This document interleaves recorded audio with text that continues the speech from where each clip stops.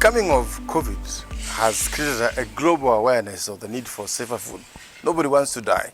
Nobody wants to get sick. So the realization that safer food and healthier food can save your life has clearly, globally, at a global, regional, and local level, created a demand for safer, healthier, organically grown food or agroecologically grown food. So indeed, the demand has gone up. Of course, but there have been challenges of breakdown of value chain systems because of restrictions of travel, export, for example. Yeah, so a colleague of mine told me that for the first time in Uganda, when COVID came, the food prices went down. This is very unusual. This is probably the only country in the world where food became cheaper when COVID was around. Everywhere else, price of food went up. Why? It went up because farmers were not able to produce, people were not able to do the normal farming activities, so the demand was higher than the supply. So really, there is a certain element of disconnect there. The scenario of Uganda, for example, is a little unusual. The value chain system, the transport system broke down, so food became, mostly going to waste. In the long run, I think the farmers, of course, got a raw deal. But there was, at a regional and global level, what we know for sure from the figures that are available is that the price of food went up because the demand was higher than supply.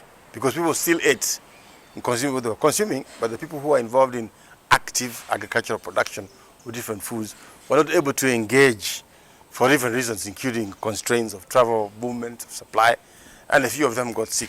But I can tell you without fear of contradiction, the farmers who are out there exposed to the sun provides the mechanism that generates vitamin D, a very important vitamin as far as, of course, COVID is concerned.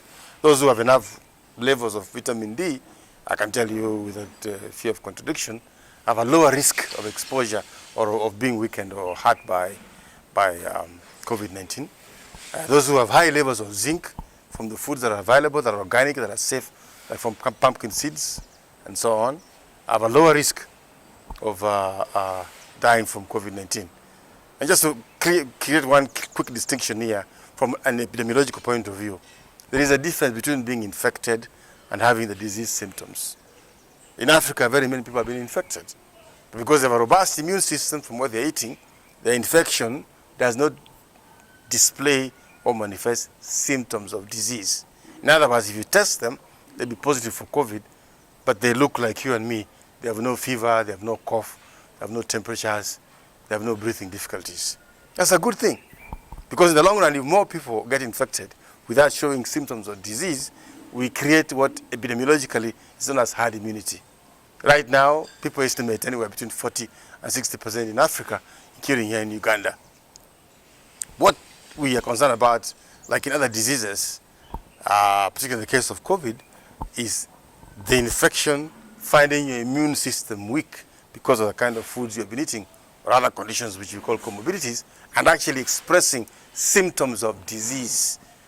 Not mild disease, cough, cough, cough, and fever, but more severe disease that makes it difficult for you to breathe, makes it infects your chest, and makes it necessary for you to get into hospital, be hospitalized, and unfortunately, for a small minority, go into ICU. And if you're not able to cope with your immune system, you're not able to cope, unfortunately, a few succumb and die. So the fear with COVID is not getting infected. The fear with COVID is getting infected and manifesting severe disease. And we now know there's a clear correlation with age. There's a clear correlation with other comorbidities. Comorbidity is another name for other previous chronic infections like diabetes, blood pressure, asthmas, cancers, and so on. Of course, which unfortunately also affect older people.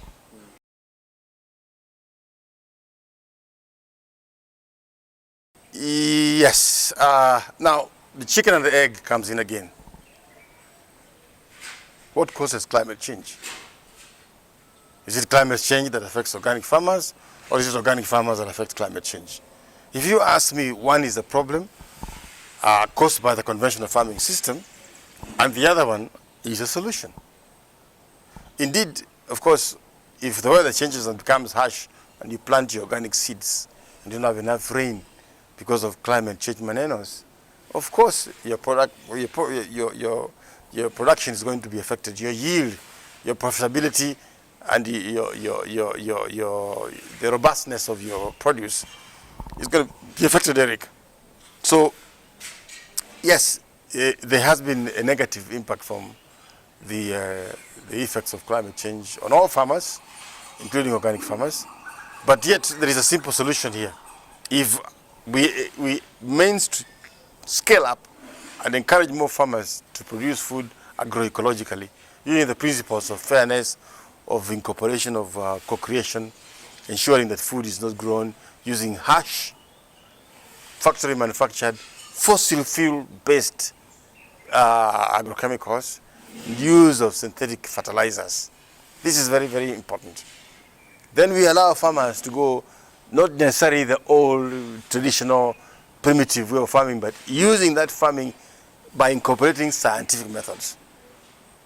I'm not saying that we go back and use a plow and a hoe like our grandfathers and our grandmothers used to farm, but adopting those systems, those approaches, and using science and modern methodologies to grow food in a larger scale, but embracing those principles of diversity, of local, of using seeds that are safe, that are not necessarily genetically modified, which is another issue we could discuss at some point that I completely disagree with, because there's no evidence anywhere in the world that has increased or created the scenario of food security. In fact, where that has been tried, food insecurity has increased. It's an issue we can discuss, and we can go into details. It's been shown side to side that if you do grow food organically or agroecologically, study has been done that involved Kenya, I believe it was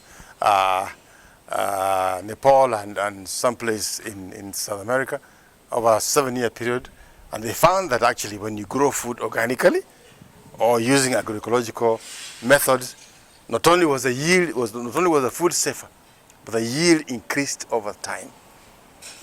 Profitability was higher. What do I mean? The cost of inputs, of fertilizers, of seed was lower. Therefore, the farmer ended up earning more. This is all scientifically proven, published in peer-reviewed journals of food production, and information that is available even with the FAO and other entities that are concerned in the research that is related with food and nutrition. So this information is not available to many people, Eric. So one of our roles is to bring this evidence-based, as Organic Consumers Alliance, to people